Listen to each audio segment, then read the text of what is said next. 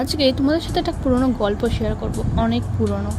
তো আজকে যে শাড়িটা আমি ওয়্যার করেছিলাম, তো সেই শাড়িটা আমার মায়ের তো ঠিক আছে, কিন্তু মায়ের সব থেকে পুরনো বাবার দেওয়া প্রথম শাড়ি সেটা।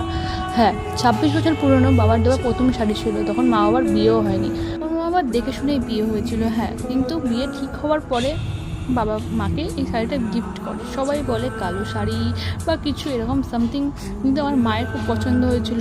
অবশ্যই হবে বাবার দেওয়া প্রথম শাড়ি। আমারও দেখে এক ঝলকে খুব পছন্দ হয়ে গেল, ভাবলাম এটা নিয়ে ভিডিও বানানো যাক। তো মা দেখে বললো এটা তো বাবার প্রথম দেওয়া শাড়ি।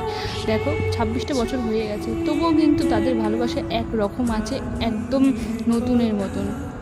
দুজনের সাথে কোনো কথা কাটাকাটি কোনো কিছু নেই। ঘরের মধ্যে আমি শুধু ভাবি, কাশ আমার বাবার মতনই যদি আমি একটা লাইফ পার্টনার পাই, আর আমি মায়ের মতন যদি হয়ে উঠতে পারি, তাহলে জীবনে সুখের অভাব থাকবে না। তো যাই হোক, লুকটা কেমন লাগলো জানিও অবশ্যই। নেক্সট ভিডিও খুব তাড়াতাড়ি দেখো।